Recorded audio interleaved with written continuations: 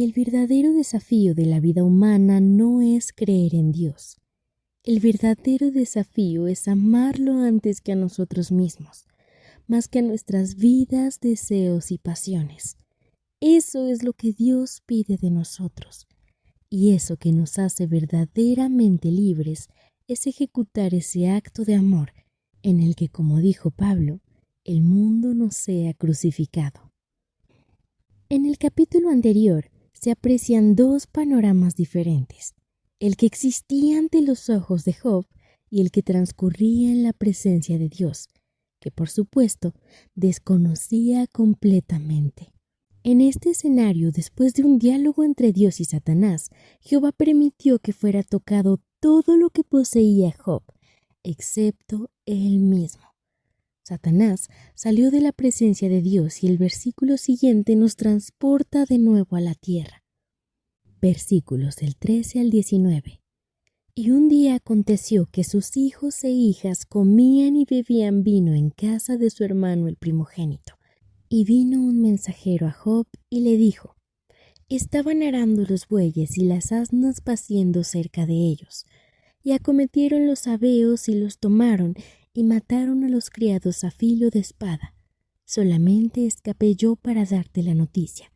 Aún estaba hablando cuando vino otro que dijo: Fuego de Dios cayó del cielo que quemó las ovejas y a los pastores y los consumió.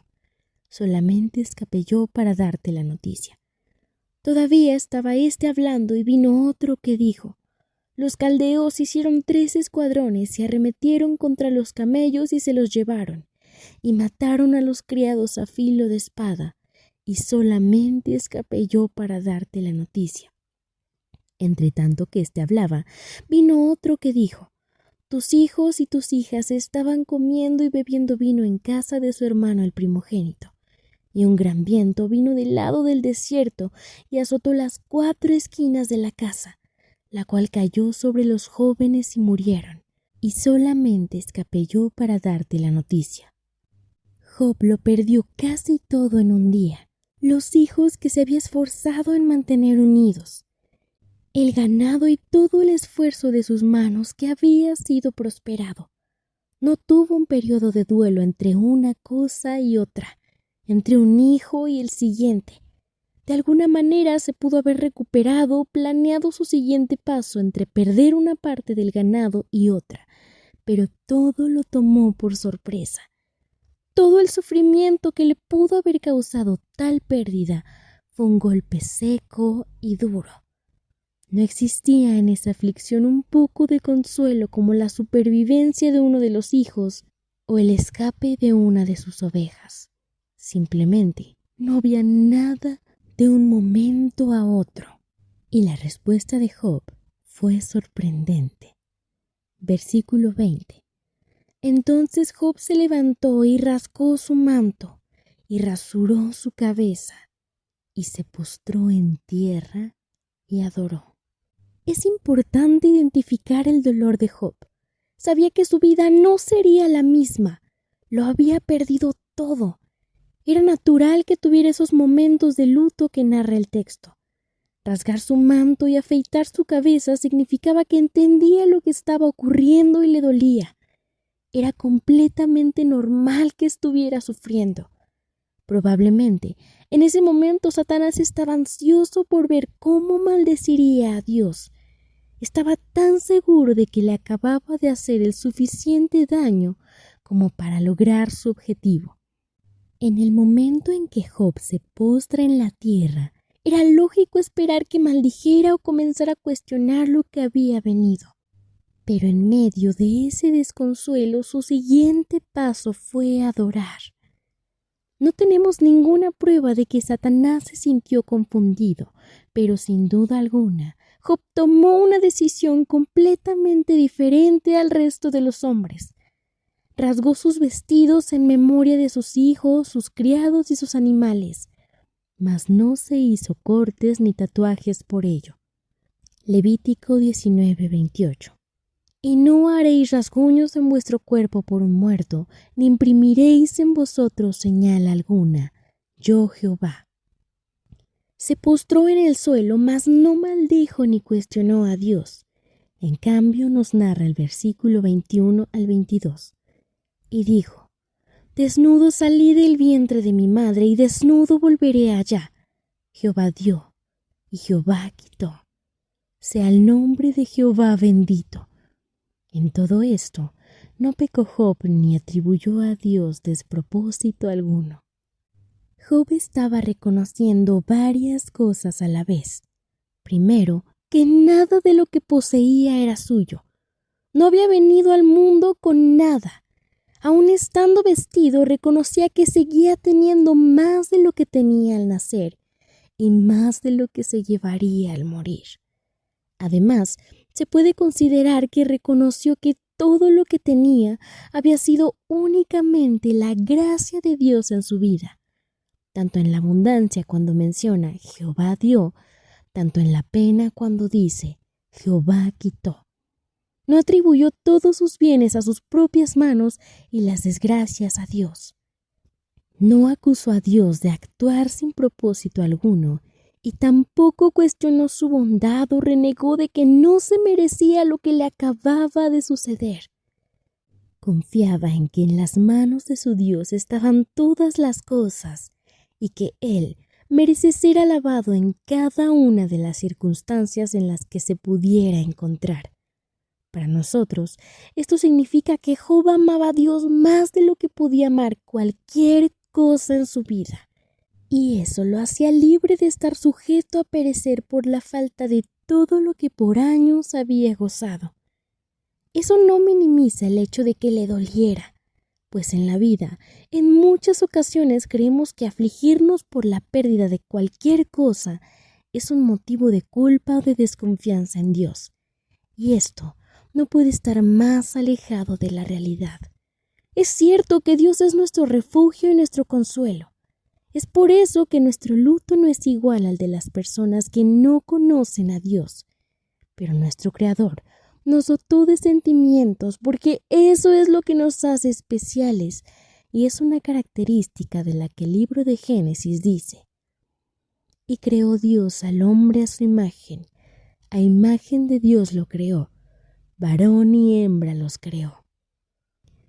Cuando Dios se refiere a que el hombre sería semejante a él, en definitiva no se refiere a un cuerpo físico, a un género o cualquier otra cosa que se nos pudiera ocurrir, sino al espíritu.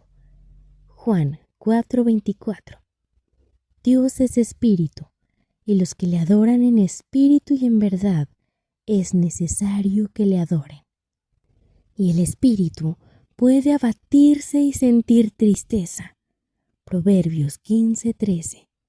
El corazón alegre hermosea el rostro, mas por el dolor del corazón el espíritu se abate. Jesús mismo lloró por la muerte de Lázaro en Juan 11:35. Es entendible entonces que cada uno llore cuando pasa por momentos difíciles. La diferencia radica en depender de Dios.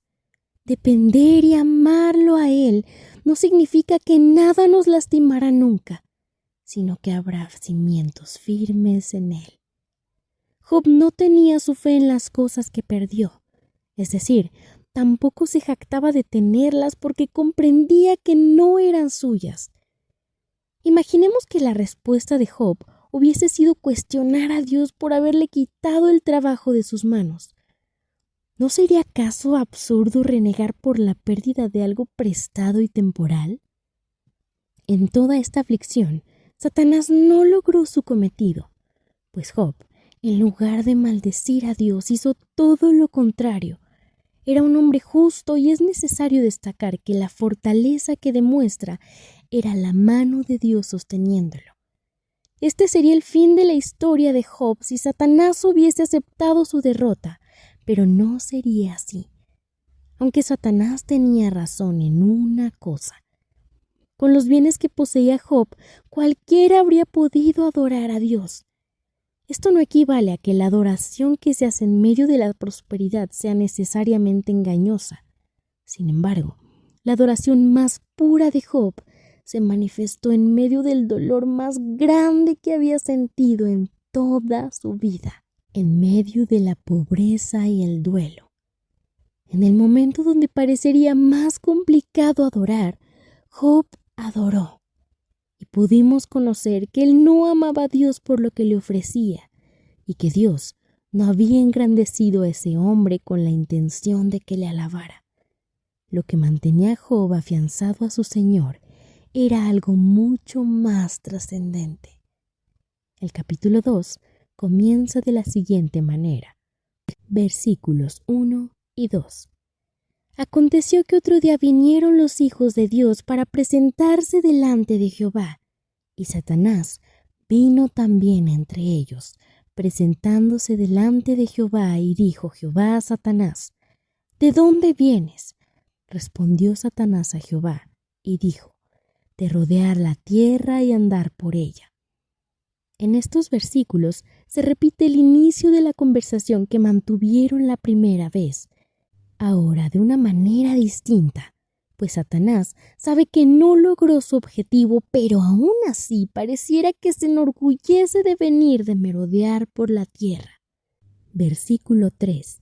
Y Jehová dijo a Satanás: ¿No has considerado a mi siervo Job, que no hay otro como él en la tierra, varón perfecto y recto, temeroso de Dios y apartado del mal, y que todavía retiene su integridad aun cuando tú me incitaste contra él para que lo arruinara sin causa? Dios reitera la rectitud de Job, demostrando que estaba orgulloso de su siervo. Desde la perspectiva común se cree que es simplemente inmoral que Dios parezca apostar con Satanás y permitir que Job fuese puesto en esa situación.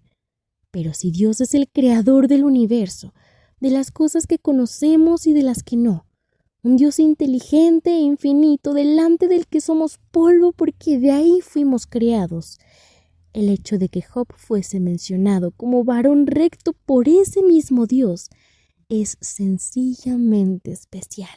Más aún si Dios le demostraba su lealtad al mismo enemigo de la humanidad. Que Dios accediera a probarlo era una manera de mostrar la confianza de Dios en Job y lo mucho que lo conocía, y reconoce que no había una causa para lastimarlo. Es decir, Job no había hecho algún mal que ameritara perder lo que tenía. Su aflicción no era un castigo divino como respuesta a su pecado, aunque Satanás creía conocerlo mejor. Versículos 4 y 5. Respondiendo Satanás dijo a Jehová: piel por piel, todo lo que el hombre tiene dará por su vida, pero extiende ahora tu mano y toca su hueso y su carne, y verás si no blasfema contra ti en tu misma presencia. Cuando Dios le concede a Satanás tocar la carne y el hueso de Job, no hablaba de una manera literal, sino de la intensidad con la que permite que sea afligido su cuerpo físico.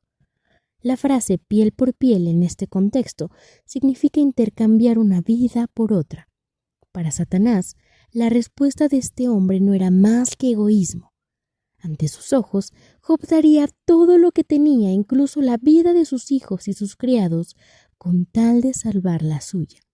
Y eso lo convertía en un hombre egoísta e insensible, insinuando que Dios había guardado y prosperado a un hombre malvado. Lucas 11:13. Pues si vosotros, siendo malos, sabéis dar buenas dádivas a vuestros hijos, ¿cuánto más dará vuestro Padre Celestial el Espíritu Santo a los que se lo pidan? Si incluso los malvados saben dar buenas dádivas a sus hijos y los alimentan con pan en vez de piedras, Job era un hombre perverso al dar la gloria a Dios por no haber tocado su vida aunque le costara todo lo demás. Podría parecer evidente que la intención de Job en definitiva no era esa. Existen hombres en la historia bíblica que traicionaron a otros o a sus propios principios por salvar sus vidas.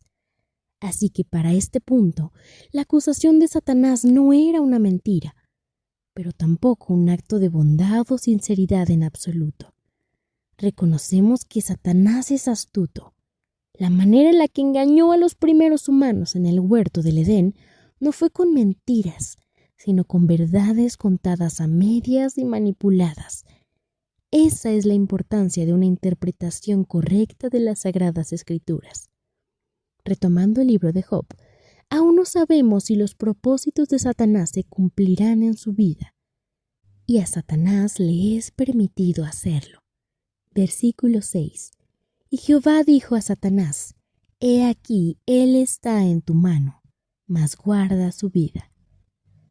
Dios permite que la cerca de protección hacia Job sea un poco más baja, y este versículo se puede interpretar de dos maneras. El hecho de guardar su vida hacía imposible que Satanás lo hiriera mucho más de lo que debía, probando si realmente Job era tan recto como hasta este momento parecía. Pues si moría, no podría haber una respuesta de su parte tan clara como si su sufrimiento fuera alargado. Podemos verlo como un acto de misericordia en el que Dios no lo había entregado completamente a Satanás y que aún estaba con él. Pero por otro lado, podría interpretarse de una manera distinta, pues cuando se hace notoria la agonía que sufría en los versículos 7 y 8, entonces salió Satanás de la presencia de Jehová e hirió a Job con una sarna maligna desde la planta del pie hasta la coronilla de la cabeza, y tomaba Job un tiesto para rascarse con él, y estaba sentado en medio de ceniza. Podría parecer que el preservar la vida de Job hacía que la prueba fuese mucho más dura debido al consuelo que podría experimentar en la muerte. Al menos ahí se terminaría su agonía física, pero no le era permitido. Para este momento, Job tenía dos opciones: seguir aferrándose a Dios con la esperanza de que seguía estando con él, o tomar el consejo de su esposa. Versículo 9. Entonces le dijo su mujer: ¿Aún retienes tu integridad? Maldice a Dios y muérete. El tiempo que Job padeció hasta este momento es inexacto, pero las palabras de su esposa son completamente contrarias a la mujer virtuosa que se menciona en Proverbios 31:26. Abre su boca con sabiduría, y la ley de clemencia está en su lengua. Este texto nos devuelve a la condición de Job. Es seguro que en apariencia era casi irreconocible. Las llagas cubrían todo su cuerpo, la comezón debía ser desesperante y el ardor mucho más. Eso era lo que quería Satanás, que Job cayera en la desesperación y maldijera a Dios. En cierto aspecto, su compañera de vida podría ser útil a los propósitos de Satanás. Él no le estaba obligando a decir absolutamente nada, pero bastaba que sus ojos vieran el estado de su marido para que sus palabras fueran vacías. Quizá no porque ella le deseara el mal, pues al poner en perspectiva sus acciones, ¿a quién le gustaría ver sufrir de una manera tan agobiante a alguien que ama? Además, ella también había perdido a sus hijos, criados y todo lo que era de su esposo. Las palabras de su mujer tienen mucho que ver con el consuelo que se halla en la muerte cuando el dolor físico es irremediable. En caso de que Job maldijera a Dios para poder morir, el alivio que buscaba sería en vano. Su alma no descansaría aunque él no supiera lo que estaba ocurriendo en el cielo. Versículo 10. Y él le dijo: como suele hablar cualquiera de las mujeres fatuas, has hablado. ¿Qué? ¿Recibiremos de Dios el bien y el mal no lo recibiremos? En todo esto no pecó Job con sus labios. Job mantenía su integridad, y es aquí donde se hace notoria la diferencia de la condición espiritual entre Job y su esposa. Él estaba pasando por un momento de enfermedad desgastante. Probablemente su esposa era quien lo cuidaba, pero mientras ella cedía ante la desesperación y sugería la salida que podría parecer más fácil, Job se mantuvo firme con su respuesta. Esta discusión entre ellos por todas las cosas que habían antecedido puede ser un punto complicado, ya no solo en su vida personal, sino en su matrimonio. Job reconoce que aunque su esposa no es una mujer imprudente, ha hablado como una. Ella piensa realmente que Dios ha tratado mal a su esposo y que merece ser maldecido. Pero aún en la enfermedad, Job distingue que el bien viene de Dios y el mal también. No porque su Señor quiera hacerle daño, sino porque Él tiene bajo su control todas las cosas. Ahora, es fundamental recordar que Job desconoce totalmente el escenario en el cielo que los lectores conocemos. Y esto le da mucho más valor a la respuesta firme de Job. Si supiéramos cuánto durará la enfermedad, tendríamos la esperanza en la seguridad de que acabará, que todo irá mucho mejor, pero Job no la tenía. Su futuro ante sus ojos era dudoso y la incertidumbre es un laberinto donde cada paso puede ser el último. Esa angustia era la que permanecía en la pequeña familia de Job, que al parecer estaba comenzando a dividirse por la diferencia de pensamiento. Y para este momento de sufrimiento, el único que lo mantenía firme era Dios. Ni siquiera el mejor discurso de aliento lo haría sentir mejor. Aún en el punto más crítico de su vida, no pecó con sus labios. Aceptó el mal con la misma madurez que aceptó el bien. Y en los versículos siguientes se presentan 3 hombres que serán parte importante de esta historia a partir de ahora. Versículos 11 y 12.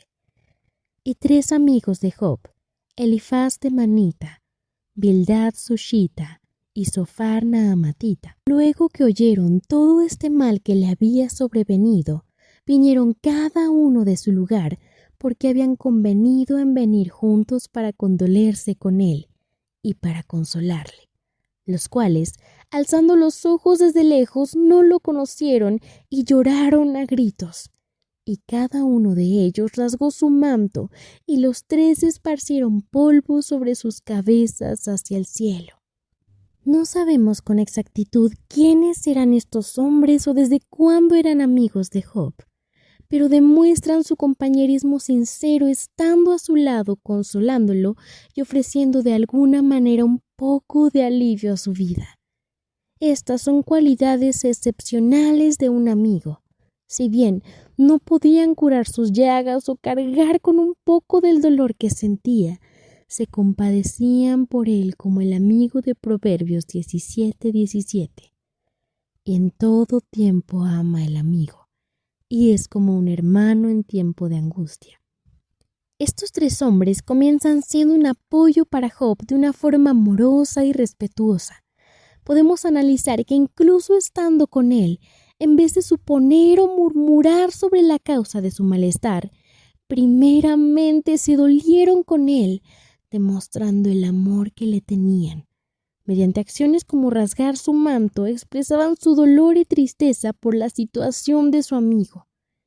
El acto de esparcir polvo sobre sus cabezas era otra forma de duelo en la antigüedad. Las cenizas simbolizan la muerte, desolación y destrucción.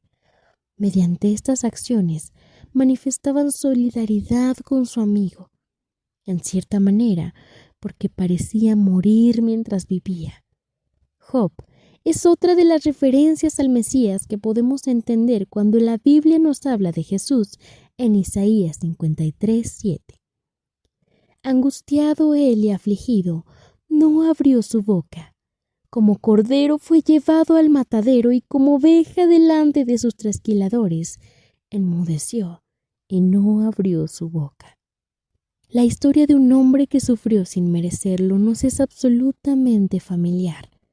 La situación de Job era tan desesperante que podría decirse se sentía en ese lugar de oscuridad en el que se sintió Jonás cuando fue tragado por el pez, en el Seol, de donde al igual que en series anteriores, el único que puede rescatarlo es Dios, mientras sus amigos comparten su sufrimiento y el luto por sus hijos. Versículo 13. Así se sentaron con él en tierra por 7 días y 7 noches, y ninguno le hablaba palabra, porque veían que su dolor era muy grande. pues 7 días era el tiempo que se guardaba de luto por los muertos, y es así como culmina el capítulo 2 del libro de Job.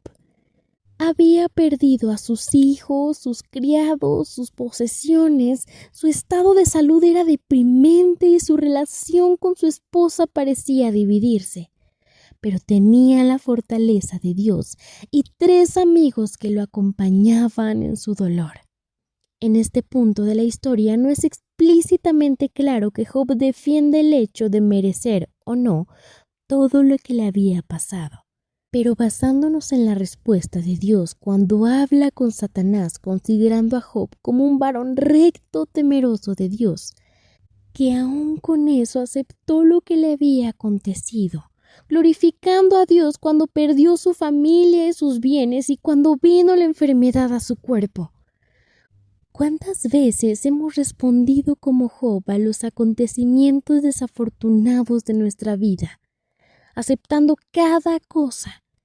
Es posible que cuestionemos a Dios en el sentido de que no nos creemos merecedores del sufrimiento. O peor aún, ¿cuántas veces reaccionamos al mal ajeno con críticas y opiniones en vez de dolernos con ellos? Que cada corazón y fe en Dios sea más grande que nuestro propio juicio nos hace ser verdaderos amigos y hermanos. Somos llamados a ser verdaderos creyentes, fieles como Job y verdaderos hermanos que se apoyan en la aflicción. Primera de Corintios 12:26. De manera que si un miembro padece, todos los miembros se duelen con él. Y si un miembro recibe honra, todos los miembros con él se gozan.